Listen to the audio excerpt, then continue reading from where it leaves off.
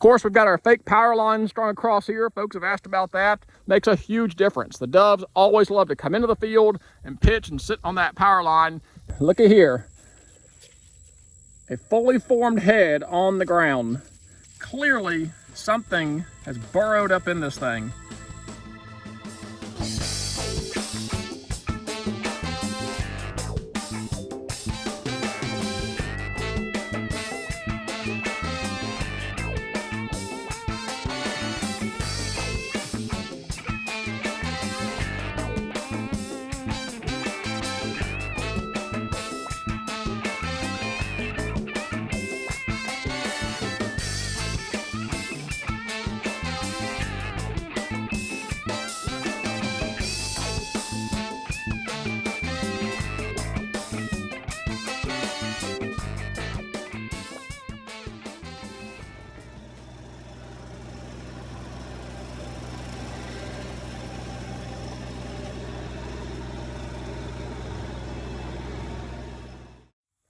So I have come in here and started bush hogging and mowing out this fence line, starting to get all the grasses and weeds under control, starting to knock down strips in this sunflower field. But I think I have a little bit of answers when it comes to the missing sunflower heads. We thought it was not a weevil and that something may have happened early on in the growth cycle, but I have now concluded this whole area right here, if you recall, did have sunflower heads in it. I'll drop that in right here. You can see there was a bunch of sunflower heads in this corner. Look at here. The heads are gone and it has not healed over. This is a fresh cutting, fresh cutting. All of these sunflowers right through here had heads on them just a couple weeks ago, and now the heads are entirely gone. And this has been fenced off the whole time, so it's not like a deer came in here and magically ate the whole blooming head off. These heads were completely bloomed out and now they're completely missing and gone. So wherever these heads went, it's only occurred in the last couple of weeks and it's been fenced off up until the point these things were bloomed out. Look at here. A fully formed head on the ground. And look at that. Clearly something has burrowed up in this thing. You can actually see the little bite marks burrowing up in here. Look at that. Something ate the head off of this since it has bloomed out.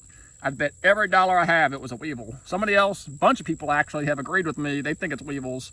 I'd be willing to bet a lot of money we had weevils to come in here and we've actually still got them. They absolutely hammered us this year.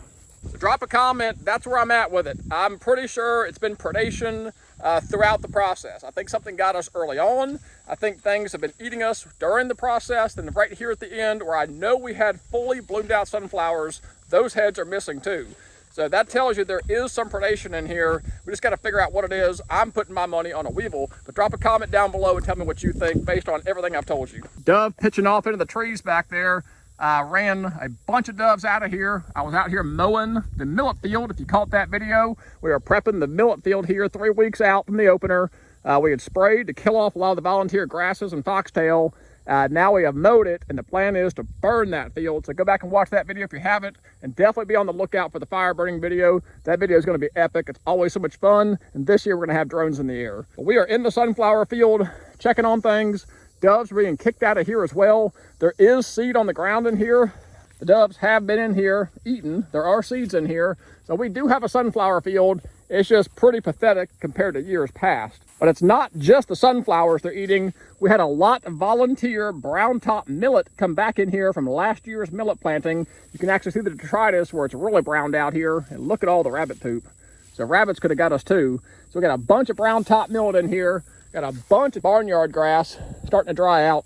So the doves are probably in here eating everything, not just the few sunflowers we have, but all the volunteer millet as well as some of the wild millets and grasses. I didn't think I was going to have much bare soil in here, but after mowing it, it actually cleaned it up pretty quickly. The pre-emergence didn't work as good this year because I did not include Spartan Charge. I left out one chemical I usually use, which is carfentrazone, sulfentrazone, and it's really good for broadleaves. And this year we had a carpet of broadleaves come in with all the rain. So I am positive leaving out the Spartan Charge was a mistake. So if I could go back and change anything, I would definitely add the Spartan Charge back in to help control these broadleaves. But this all looks like a bunch of thick grass that you wouldn't want, but it's actually all volunteer millet that's in here. So there is a lot of food in here. It's just we didn't plant it or desire it, and it powered up through the pre-emergence. That just tells you with all the rain, the pre-emergence just were not as effective. But it is a bonus though, because now we have a bunch of seed in here that we didn't plan on. So I've came through here and I have bush hog strips in here. That way I can scatter what seed is in here on the sunflower heads. I'm also scattering the millets that are in here. That'll make it more available to the doves, but also give some shade and cover and protection. About 3 years ago, I went to mowing strips, and I think it makes a huge difference. Those doves can get in here, get under the plants, and feel protected, and they can access that seed because we've got a lot of bare dirt. We're certainly trying to make lemonade out of lemons out here. It was not the ideal year between all the rain, the planting issues, the weevil probably being the biggest thing, because at the end of the day, the planter did its job. We have a lot of sunflowers in rows, plenty big enough and plenty spaced out to have produced nice heads. Something came in here and ate us out though, so that is very unfortunate. So now the goal is to clean up the ground as much as possible, and what sunflowers are in here and what volunteer millets are in here will hopefully be more available to the doves. If this is dry enough, I may come in here and try and burn this out beneath the sunflowers. I just don't know if it's gonna be dry enough or not because I haven't sprayed it. Of course, we've got our fake power lines strung across here. Folks have asked about that. Telephone poles setting about 3 feet in the ground with concrete, and about a 1/2 inch cable ran across it, anchored at the ends. Makes a huge difference. The doves always love to come into the field and pitch and sit on that power line instead of trying to land and roost in the trees around it. If you caught the Braden Price collab, he had just put up his power line when we went down there to plant his sunflowers. I'm curious to see how that one finished out, but this is ours. We've got 1, 2, 3 poles. I'm telling you, it makes a huge difference. Really draws the birds into the field. Another look here at just how much volunteer millet we have coming back in here. I mean, we got a bunch of it. So this will continue to mature out over the next 3 weeks and start drying out. It'll be just that much more food in here for the doves. Where we're missing sunflowers, we're gonna make up for it by having some volunteer millet. We do have a few sunflowers making one final stand, one in the background there. Here's another one. They're not very big, but they're gonna be seed bearing, but certainly not what we wanted, but doing the best with what we have. I think if we can open up some ground, get some of this millet on the ground, I think we'll have us a dove hunt. I am a big fan of mowing strips on the sunflowers. You can certainly disc them in as well. It doesn't really matter. The goal is just to knock seed on the ground and make it more available to the doves without clearing the whole field out. I really do think leaving sunflowers standing makes a huge difference. It makes the doves more protected when they come in there to feed. They get more comfortable and they're much more likely to use the field. So don't come in here and bush hog the whole field under. Definitely leave you some strips. It has been a year, to say the least, and I really appreciate all of you guys that have followed along, providing feedback. A lot of positive feedback, a lot of encouraging feedback. That humbles me more than you'll ever know. It's been super helpful to know that folks are following along with me.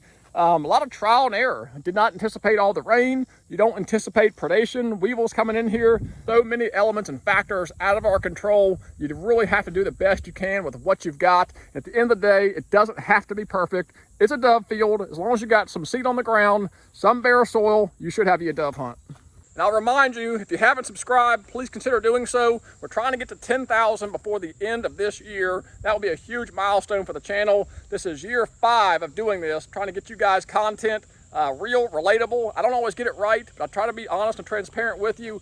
And a reminder, I do have hats available. We've got the Bottomland green loading back with a custom real leather patch. It's not a faux patch. Drop me an email. I will get you some pricing and get the hats mailed out the door. They will arrive before dove season. I only got about a dozen or so left, so please make sure to drop a comment below or shoot me an email so I can get you a hat. A lot of you folks are here for the hunting videos.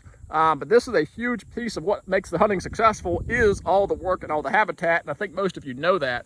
We've got birds down here. I only anticipate it getting better after we burn that field for sure, and then if we need to, we'll come in here and top sow our wheat to spice it up. So be on the lookout for that next video. We'll be hopefully out here fire burning the millet field and doing final preparations as we prepare for the opener. But until then, I really appreciate you guys watching. God bless and take care.